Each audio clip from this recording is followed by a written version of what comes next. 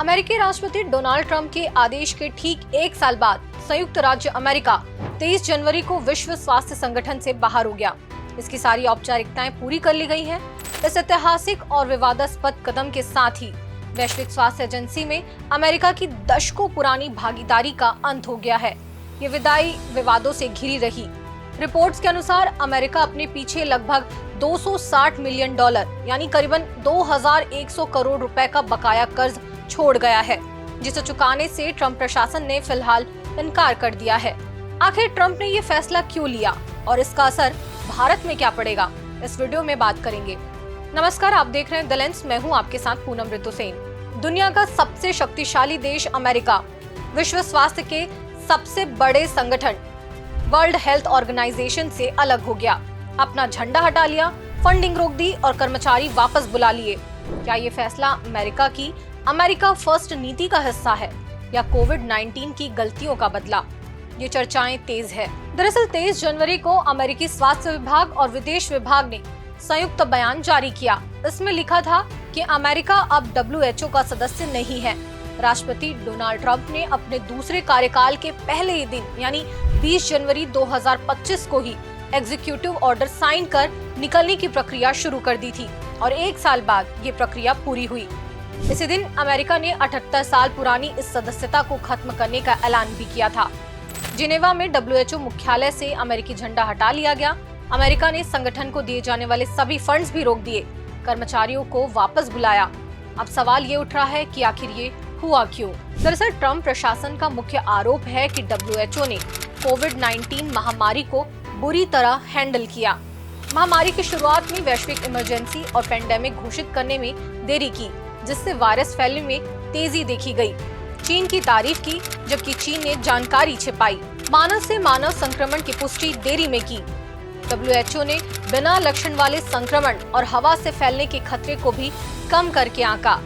महामारी के बाद भी कोई बड़े सुधार नहीं किए और राजनीतिक प्रभाव खासकर चीन का कम नहीं हुआ। कोविड की उत्पत्ति रिपोर्ट में वुहान लैब लीक की संभावना को नजरअंदाज किया, जबकि चीन ने जरूरी डेटा नहीं दिया। ये सब अमेरिका के आरोप हैं। इन्हीं आरोपों पर अमेरिकी स्वास्थ्य मंत्री रॉबर्ट कैनेडी जूनियर और विदेश मंत्री मार्को रूबियो ने कहा कि वर्ल्ड हेल्थ ऑर्गेनाइजेशन अब राजनीति से प्रभावित है, जो अमेरिका के हितों के खिलाफ है। World Health Organization has become nothing more than a corrupt globalist scam paid for by the United States but owned and controlled by China. When the China virus reached our shores 3 years ago, the World Health Organization disgracefully covered the tracks of the Chinese Communist Party every single step of the way.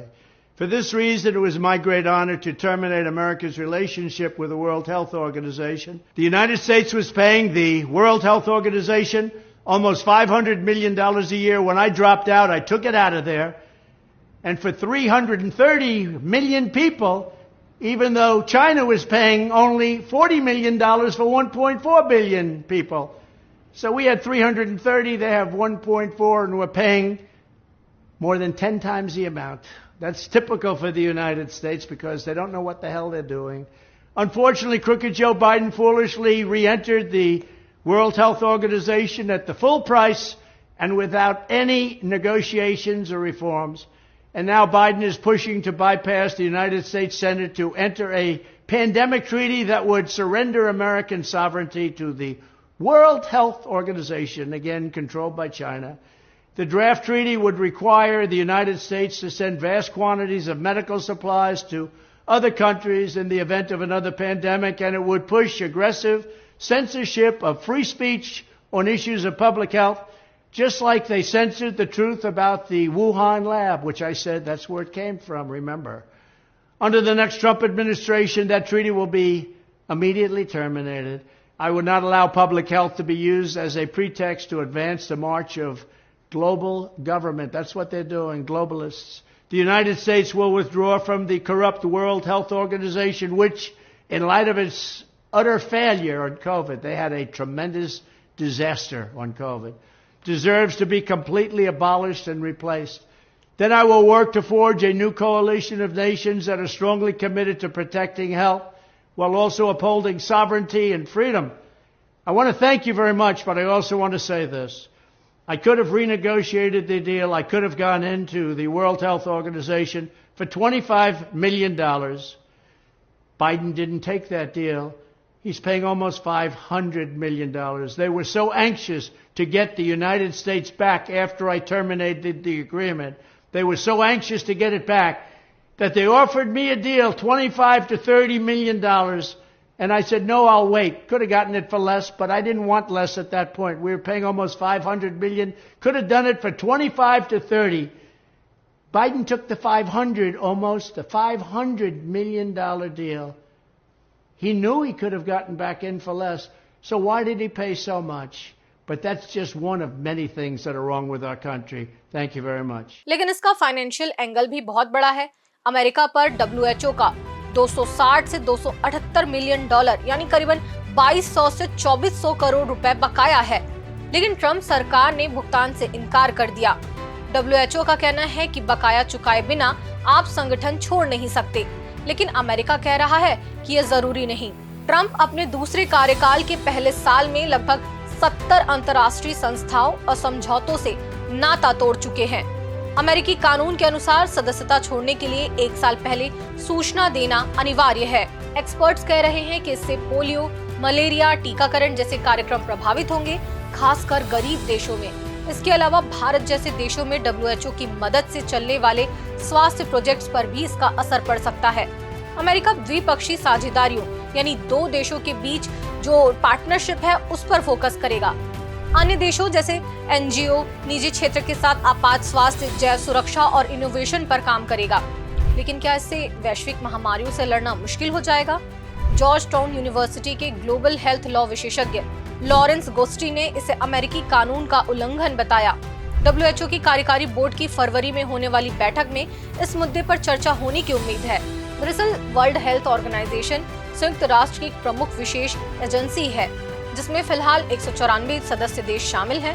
Bharat भी इनमें से एक है। 7 अप्रैल 1948 को जब इसकी स्थापना हुई तब 61 देशों ने इसके संविधान को लागू किया, जिसका मुख्य संकल्प था स्वास्थ्य सभी लोगों का मूलभूत अधिकार है और सभी को उच्चतम संभव स्वास्थ्य स्तर मिले। इसलिए वैश्विक सहयोग से बीमारियों की रोकथाम और असमानताएं दूर की जाएं। इसकी फंडिंग के 2 मुख्य सोर्स रहे हैं। पहला, सदस्य देशों से अनिवार्य योगदान जो GDP और जनसंख्या के आधार पर तय होता है और कुल बजट का करीब 15 से 20% कवर करता है। अमीर या विकसित देशों जैसे अमेरिका, ब्रिटेन और अन्य देशों पर इसकी मुख्य जिम्मेदारियां थी। इसका दूसरा सोर्स है, बाकी बचा 80% से ज्यादा स्वैच्छिक योगदान से आता है, जो देशों, बिल गेट्स फाउंडेशन जैसे प्राइवेट डोनर, अन्य संगठनों या फाउंडेशन से मिलता है। WHO इन फंड से वैश्विक स्वास्थ्य कार्यक्रम चलाता है, महामारियों से लड़ता है और देशों को तकनीकी सहायता देता है। फिलहाल कुछ अन्य विशेषज्ञ ये कह रहे हैं कि ये फैसला अमेरिका के लिए भी आत्मघाती साबित हो सकता है। WHO की तकनीकी समितियों से हटने का मतलब है कि अमेरिकी वैज्ञानिकों की पहुंच अब वैश्विक फ्लू डेटा तक नहीं रहेगी। यही डेटा वैक्सीन विकसित करने और भविष्य की महामारियों से निपटने के लिए सबसे महत्वपूर्ण होता है। संक्रामक रोग विशेषज्ञों ने इस विज्ञान के नजरिए से लापरवाही भरा और अदूरदर्शी कदम बताया है। ये फैसला वैश्विक स्वास्थ्य में बड़ा बदलाव ला सकता है। अमेरिका सबसे बड़ा डोनर था, अब अमेरिका के अलग हो जाने से WHO को फंडिंग की कमी से जूझना पड़ेगा। अमेरिका का यह कदम सही रणनीति है या राजनीति? अपनी राय हमें कमेंट्स के जरिए बताएं।